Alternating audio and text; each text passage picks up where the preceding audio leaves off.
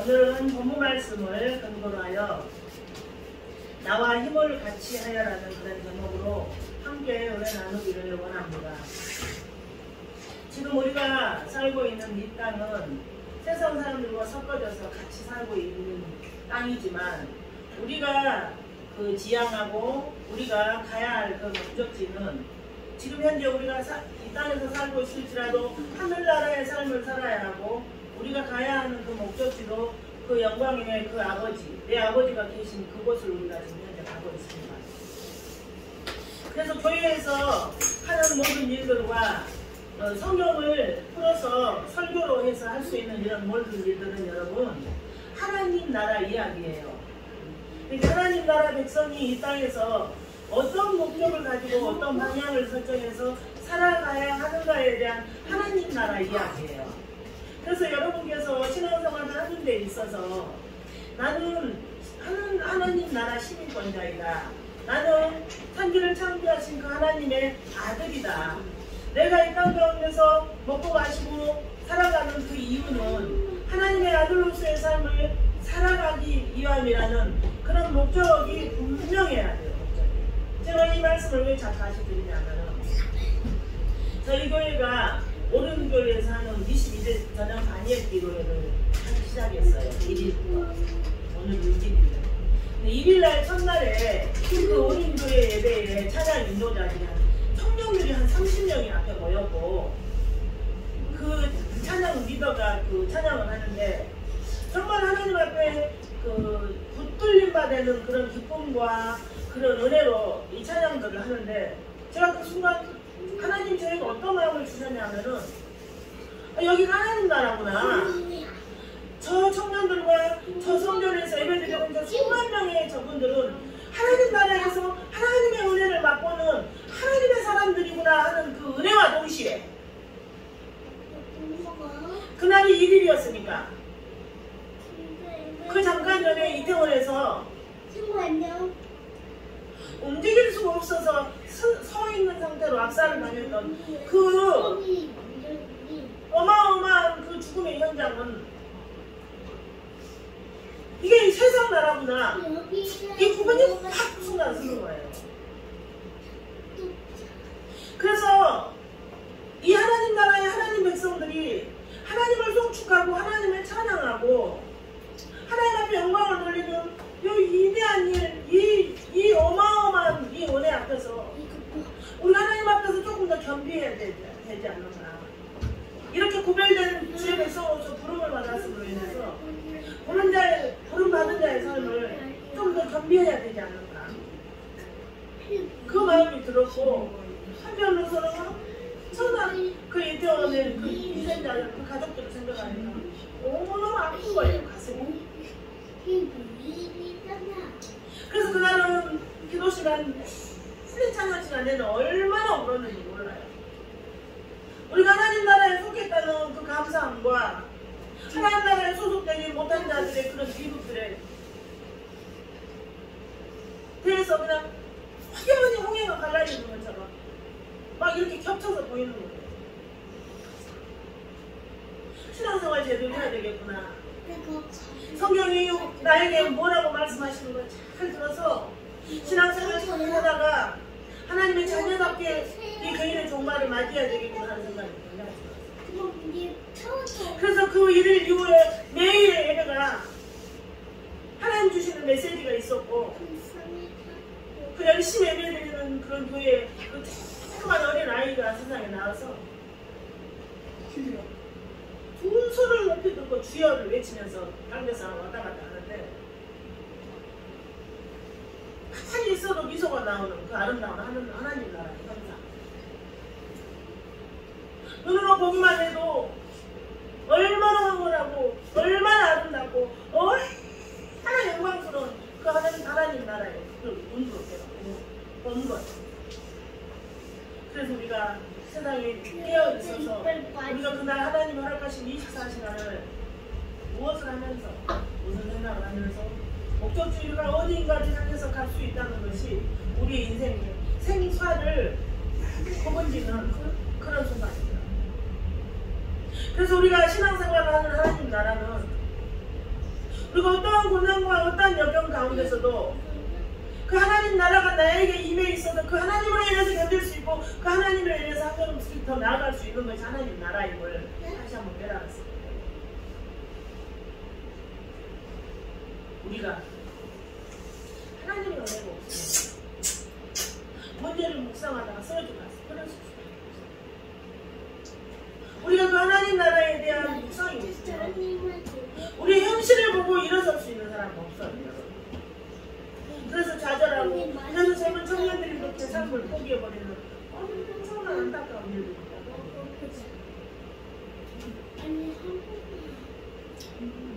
오늘 사도 바울은 지난 시간에 이어서 이방인 교회에서 어려움을 당한 그 예루살렘 교회에 기쁜 마음으로 섬겼던 그 헌금을 가지고 그리스도의 축복을 가지고 로마를 방문할 것을 바울의 선교에 대한 큰 꿈과 더불어 간절한 바람이 있었으나 일의 선물을 빠져서 일의 우선순위를 따져서 지혜롭게 잘 일을 처리하고 있는 것을 우리가 발견할 수 있어요. 28절에 보면은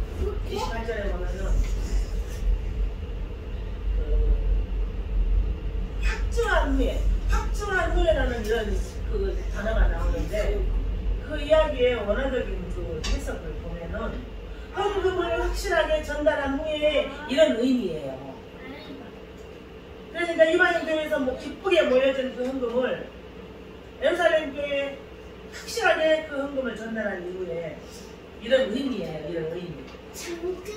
근데 여러분 이방인 교회에서 어려움을 당한 예루살렘 교회를 향해서 후원을 하고 마음을 모아서 헌금을 이렇게 모아졌다는 그 사실이 사도 바울이 선교의 열매의 한 부분이라는 이야기가 용어를 써있습니다. 열매의 한 부분. 그래서 자신의 선교 결과를 보여주는 중요한 그 의미를 보여주고 있는 것이 선교입니다. 그래서 제가 지금 몇 주째 선교에 대한 이야기를 하고 제가 몇 주째 사도 바울의 이 선교 이야기를 지금 계속 나눠서 지금 설교를 하고 있는 이유는 하나님께서 사도 바울에게 주신 그 사명의 길을 사도 바울이 성실하게 순종하면서 가는 것을 우리가 보면서 우리의 삶을 한번 돌아볼 수 있어야 돼요. 똑같은 구원을 받았는데 똑같이 예수 그리스도의 생명을 받았는데 내 자신의 유익을 위해서 내 삶을 집중하면서 우리가 살아갈 것인가 하나님 나에게 허락하신 그 사명의 길을 우리가 사도 바울처럼 달려갈 것인가는 우리가 날마다 포기해야 되는 것들 우리가 날마다 결단해야 되는 것들 우리가 날마다 하나님 앞에서 고백해야 되는 그런 일들로 말미암아 달라지는 삶이 달라지는 것이에요. 29절에 보면은 비록 지금은 로마로 가지 못하나 후일에는 축복을 가지고 간다는 것은 바울이 얼굴도 보지 못한 그 로마 교인들에 대한 사랑과 그런 확신이 잘 드러났어요.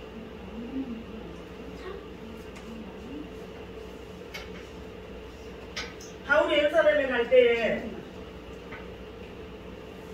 죽음을 불사하는 그런 비장함을 가졌어요. 왜 그랬다고 그랬어요? 유대인들이 사도 바울처럼 하나님을 만나서 개종을 하면은 그 사람을 변절자로 여겼기 때문에 사도를 살려두고자 하지 않아요. 그래서 그럼에도 불구하고 거기에서 하나님이 인도하신 것 말미암아 내가 로마에 가게 될 것이다. 그것을 믿음으로 기대하고 믿음으로 선포하고 믿음으로 고백하는 장면이에요.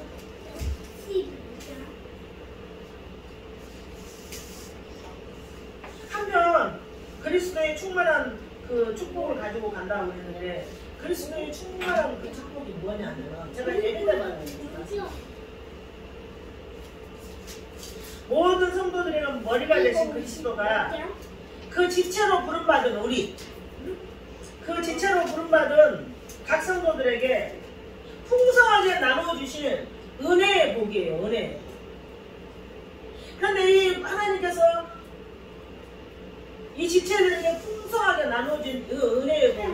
하나님께서 관심을 가지고 그 은혜의 복을 우리가 믿음의 눈으로 바라보지 않은 사람은 누릴 수가 없어요.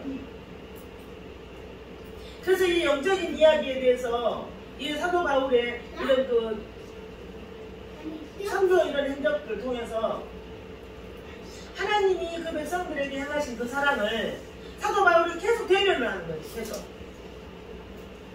그리스도를 머리로 하는 그 지체들에게 각 성도들에게 풍성하게 나눠주신 은혜의 복. 은혜라는 것은 제가 수없이 말씀드렸는데 받을 자격이 없는 자들에게 무상으로 주어지는 것이 은혜예요. 우리가 그 은혜의 복 중에서 가장 큰 것이 예수 그리스도의 생명을 받았고 그 은혜의 복들로 인해서 우리가 지금까지 생명을 유지하고 우리가 삶을 이기고 세상을 이기는 그런 삶으로서 지금까지 주님의 손에 붙들려 온 것들을 한번 이렇게 펼쳐보십시오. 내가 지금 숨쉬고 먹고 마시고 생존하는 그것 중에서 은혜 아닌 것이 어느 걸 하나 있겠습니까? 은혜 아닌 것이 어느 걸 하나 있겠습니까? 30절에 보면은 나와 힘을 같이 하여라는 그런 오늘의 설교의 제목 같은 그런 부탁을 해요. 예수 그리스도의 그 성령의 사랑이 임하기 위해서 특별히 기도를 부탁을 해요. 이 사도 바울이. 나와 힘을 같이 하여 이 단어는 헬라어 원문을 보면은 운동 경기장이나 투기장에서 사투와도 같은 상호 힘을 합해서 최선을 다해서 싸우는 그런 모습을 지금 이렇게 헬라어 원어에 보면 그 뜻이 있어요.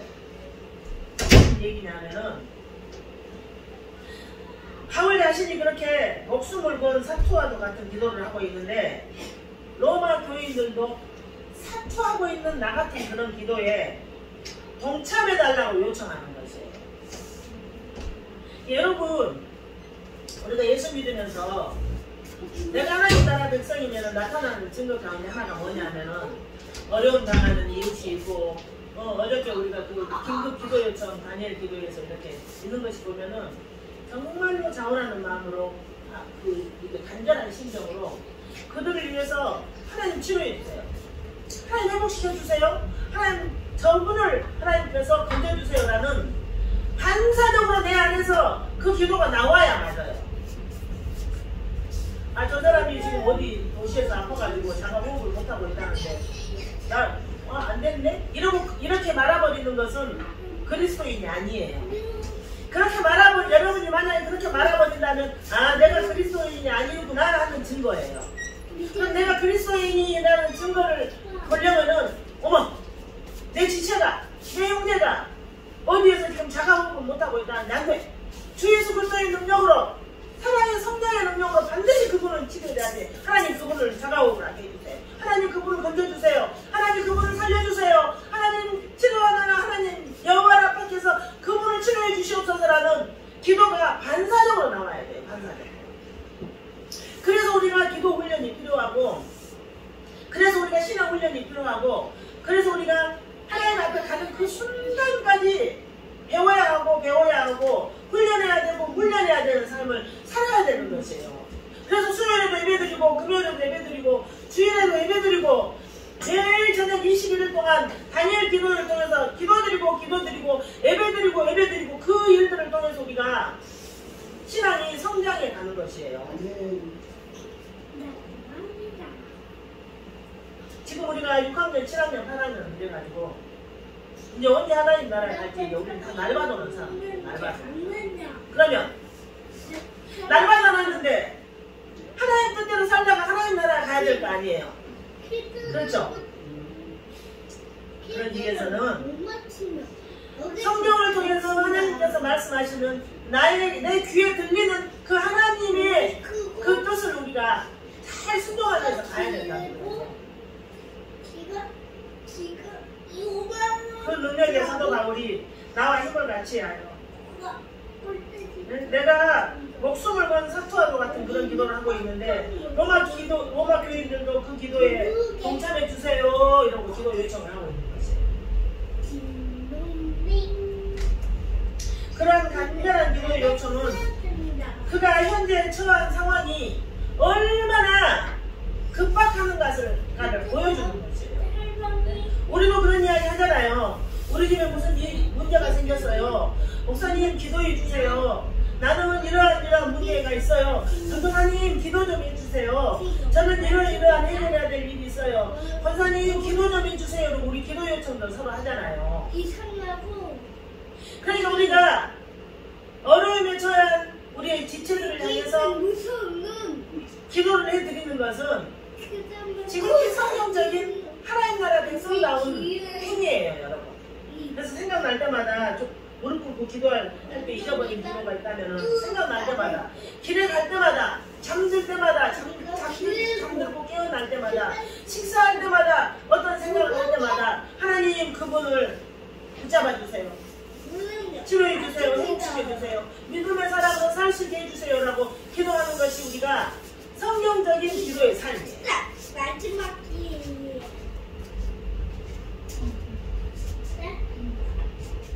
31절에 보면은 바울의 첫 번째 부탁하는 기도의 제목은 뭐냐면은 그 폭력도 불사하는 극렬 유대인들이 있어요. 로마에 가면은 그 폭력도 불사하는 극렬한 유대인들로부터 나를 안전하게 해달라는 기도 부탁이었어요. 당시 예루살렘에 간다는 것 자체가 위험한 일이었으나 꼭 가야만 할 길이었으므로 바울은 이 기도를 첫 번째로 내어놨던 것이다. 그런데 우리가 31절의 말씀을 보면은 나로 유대에서 순종하지 아니하는 자들로부터 건짐을 받게 하고 또 예루살렘에 대하여 내가 섬기는 일을 성도들이 받을 만하게 하고 그랬는데, 이 순종하지 아니하는 자들이라는 이 의미는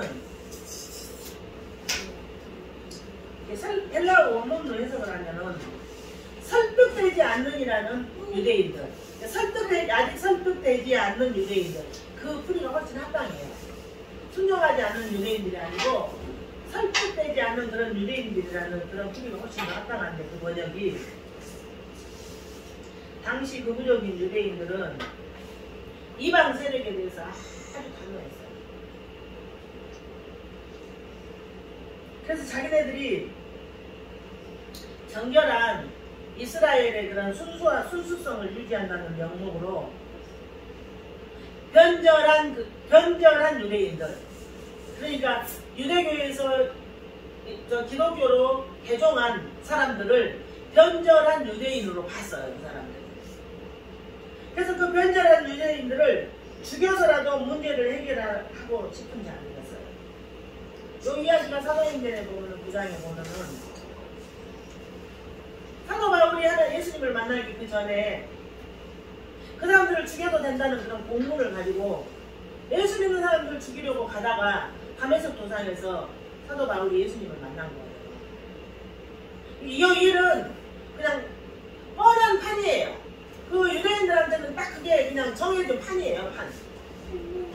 그래서 사도 바울이 유대인들한테는 변절된 유대인으로 인식이 되어 있는 것이에요. 우리 쪽에서 보면 구원받은 하나님의 백성인데, 유대인들 측에서 볼 때는 우리 이스라엘의 순수성을 잃어버리고 너희들은 변절했어, 이렇게 다른 시각으로 압제를 한다는 거예요. 생명을 위협한다는 그런 이야기죠. 그래서 그 바울이 기독교로 개종한 유대인들을 죽이려 할 만큼 이런 사람, 자기도 그때 극렬했고 지금 유대인들도 극렬하다는 것을 알고 있어요, 이 사도 바울이. 그래서 이러한 우려는 현실적인 것이에요. 제가 지금 판이 깔렸다고 그랬는데 우려가 현실이에요, 현실. 다시 말씀드리지만 우리 입장에서 보면 구원받은 하나님의 백성들이지만 유대인들 입장에서 보면 변절된 유대인들이에요. 변절한 유대인들. 그래서 자기는 순수성에 해를 입혔다. 그래서 개종한 그리스도인들을 죽이는데 그 표적이 지금 계속 사도행전에 보면은 이 사도 바울을 죽이려고 했어요.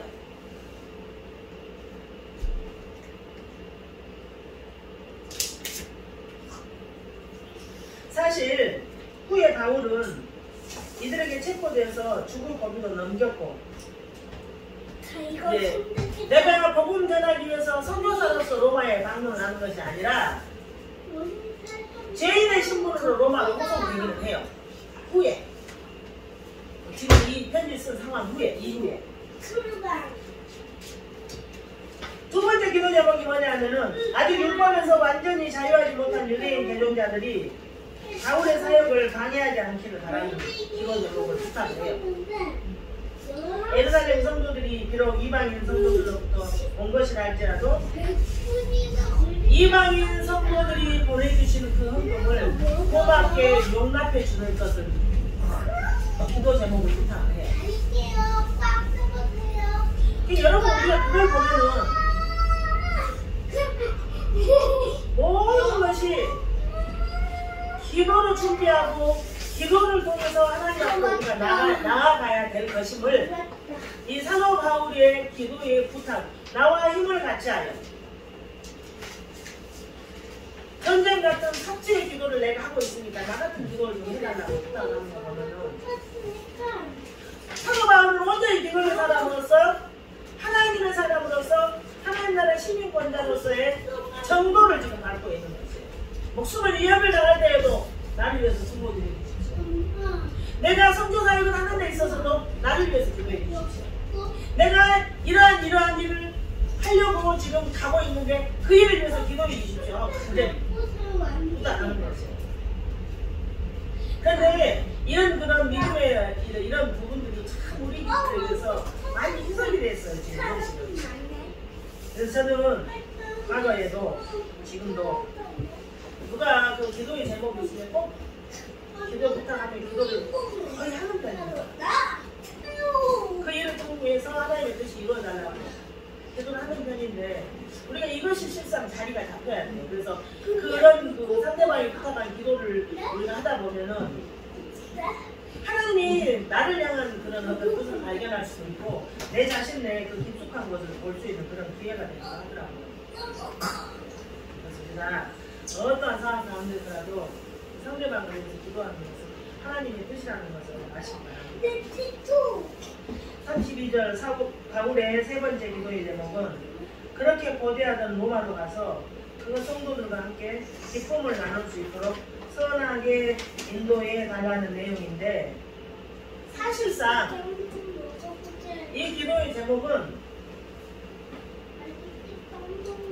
유대의 적대 세력부터 안전과 예루살렘 교회로부터 용납이라는 첫째와 둘째 기도 제목이 다 성취되는 것에 해당해요. 세 번째 기도 제목. 그러니까 유대 적대 세력으로부터 내가 안전한 피해를 당하지 않고 안전해야만이 예루살렘 성도들에게 그 헌금을 안전하게 전해줄 수 있고 그 예루살렘 성도들과 더불어서 기쁨을 나눌 수 있는 것은 세 개가 다 연결된 기도의 제목입니다.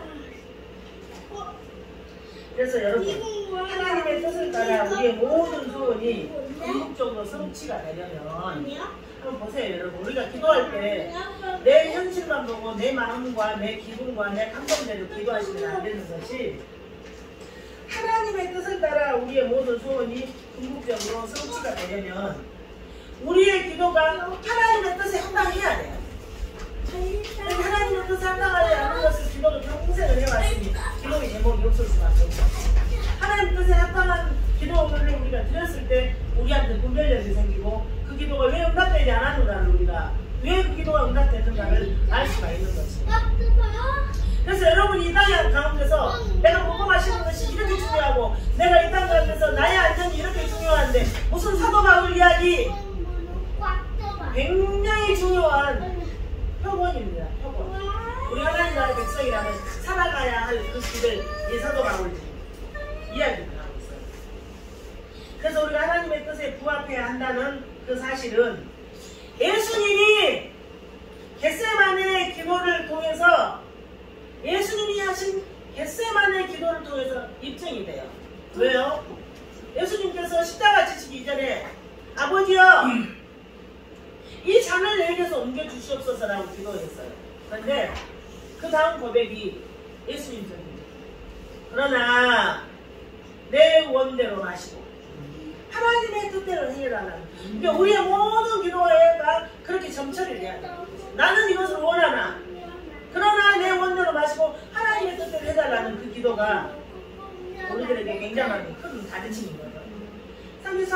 우리 심각한 현실의 위협과 고통 속에서 참 위로와 평안을 주실 수 있는 분은 평화의 창시자인 자인 하나님 뿐임을 바울은 경험적으로 증거하고 있다.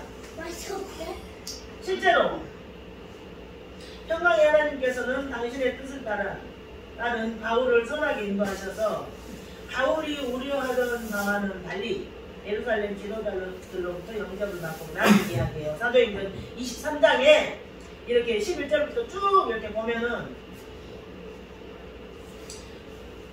계획하던 일들을 모두 하게 하셨어요. 극렬한 유대인들에 의해 죽음의 위협에서도 건져내셨어요. 사도행전을 우리가 이 내용이 사도행전 23장에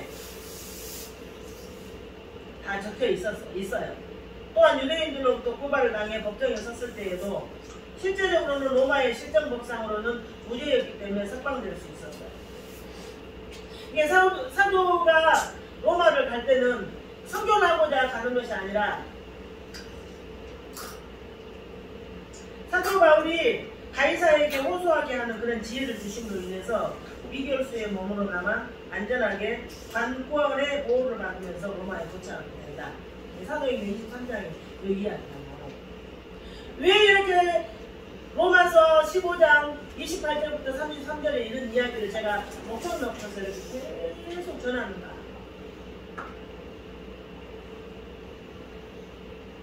하나님의 백성들은 예수 그리스도와 힘을 합해서 주님이 주시는, 주님이 공급하시는 그 힘으로 우리가 지금 살고 있어요.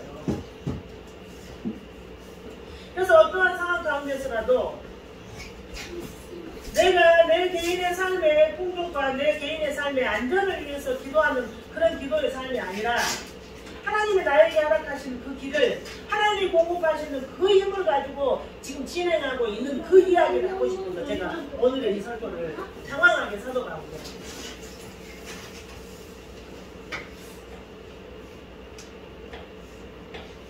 어떠한 상황 가운데서도 내가 하늘나라의 시민권자로서의 올바른 결정인가를 여러분 자신이 볼 수 있어요. 여러분의 삶을. 여러분의 삶을 그렇게 한번 돌아볼 수 있어요.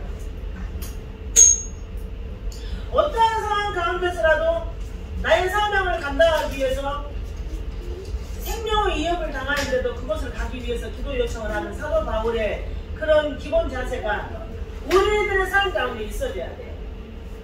내가 예수 믿기 때문에, 내가 하나님 자녀이기 때문에, 내가 하나님 나라의 시민권자이기 때문에 결정해야 되는 손실, 결정해야 되는 그 선택, 이런 부분들이 우리들의 삶의 여정에 수없이 앞에 우리의 발 앞에 있어요.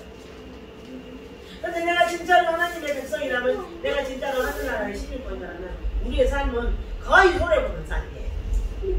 거의 희생적인 삶이에요. 거의 헌신적인 삶이다. 거의 다 이 나라는 존재가 박탈당하는 그런 삶입니다. 그래서 여러분 간절히 부탁합니다. 사도 바울을 인도하실 그 평강의 하나님의 은혜가 로마 교회에 있기를 이 바울이 마지막 절에 오늘 축복을 하는데, 여러분 사도 바울을 인도하실 평강의 하나님의 은혜가 우리에게도 있어야 되지 않겠습니까? 사도 바울에게 임하신 그 평강의 은혜가 우리 순복음진리교회의 지체들에게도 있어야 되지 않겠습니까? 그러면 매일 내 삶 가운데서 나에게 허락된 이 평강의 삶, 나에게 허락된 이 은혜의 삶, 나에게 허락된 이 생명의 삶, 나에게 허락된 이 삶의 삶을 우리가 정말로 믿음으로 받아들이고 믿음으로 결단하고 믿음으로 감사할 수 있는 자세가 돼요. 나를 위해서 기도해 줄 수 있고 나 옆에 있어 줄 수 있는 분, 나의 그 지체, 그들을 향해서 우리는 정말로 가슴 아프게 기도해요. 그의 성장을 위해서 가슴 아프게 기도해야 되고 그의 사명을 위해서 가슴 아프게 기도해요. 그의 믿음의 삶을 위해서 우리가 서로를 위해서 기도해야 되는 것이 우리 그리스도인들의 삶이에요. 매일 저녁마다 7시 30분에 모여가지고 예배가 끝나면 10시 10분이에요. 매일 저녁마다. 그 시간 동안 나라 민족을 위해서, 우리나라의 청년들을 위해서 이 다니엘 기도에 참여하는 15,500여 교회들의 그런 기도의 제목과 그런 일들을 위해서 그렇게 우리가 하나님 앞에 쓰임 받는다는 것도 굉장한 복이에요. 저는 그 큰 복이라고 생각합니다. 하나님 앞에 기도의 용사로 쓰임 받는다는 것, 하나님 앞에서 헌신의 용사로 쓰임 받는다는 것, 하나님 앞에서 순종의 종으로서 쓰임 받는다는 것, 하나님 앞에서 하나님의 말씀에 우리가 아멘하고 머리 숙일 수 있는 그런 자리에 쓰임 받는다는 것이, 그것이 여러분 복입니다. 그 복이 있는 사람에게 나머지 하나님께서 주시는 그 복이 보이고 그 분별이 보입니다. 그래서 여러분 신앙생활을 다시 한번, 자기 본인의 신앙생활을 다시 한번 점검해 보시기 바랍니다. 내가 하나님의 백성이라면 하나님의 뜻대로 자동적으로 살아요. 왜요? 하나님은 우리 인생 가운데 불가항력적으로 치고 들어오셔가지고 내 뜻이 아닌 하나님의 뜻대로 살 수 있게, 살 수밖에 없게 인도하시기 때문이에요. 그 하나님이 불가항력적으로 우리 인생 가운데 들어오셔서 하나님 행하시는 그 일들은 육신의 눈으로 보면은 그것이 어려움으로 보이지만 믿음의 눈으로, 말씀의 눈으로, 예수 그리스도의 안경으로 보면 그게 영광이 됩니다. 영광이. 그래서 우리가 구원받아서 하나님의 백성으로서야 하나님의 뜻에 따라 살기를 간절히 이렇게 바라면서 갈 수 있다는 것은, 이건 가문의 영광이고 큰 축복이고 우리 인생 가운데 큰 기쁨이 있습니다. 그래서 여러분, 제가 설교를 마무리하는 데 있어서 우리가 가야 하는 우리의 인생은 지금 내가 나한테 처해져 있는 그런 고난과 역경과 어려움을만 바라보고 가는 것은 우리가 다 속는 것이에요. 하나님 앞에 구원받아서 하나님의 백성으로서 우리가 이 땅 가운데 사는 길은 영광의 길이에요. 영광의 길을 가는 그 영광의 길을 주변에서 나타나는 고난, 영광의 길인데 나타나는 그런 아픔들을 우리가 영광이 얼마나 크냐에 따라서 그 아픔이 적고 영광이 얼마나 적느냐에 따라서 그 아픔이 커지는 것은 여러분의 믿음의 사이즈예요. 여러분의 믿음의 사이즈. 영광의 그 주님이 나 같은 죄인을 살리셔서 하나님 자녀로서 살게 하신다는 것은, 다시 한번 말씀드리지만 자다가 생각하고 감사한 일입니다, 여러분. 그래서 우리가 오늘 함께 기도할 건데 여러분 한 번만 생각해보세요. 하나님 앞에 우리가 소리할 것이 없어요. 나 같은 걸 구원하신 그 하나님의 은혜, 나에게 허락하신 그 사명의 길, 나에게 딱 정해주신 그 믿음의 길, 나에게 딱 허락하신 하나님 자녀로서의 그 삶에 대한 감사와 기쁨과 영광과 그 고백이 우리가 하나님 앞에서 드려야 될 가장 아름답고 가장 합당한 길을 믿습니다. 주님 성원 세 번 부르고 우리가 하나님 앞에서 기도할 겁니다.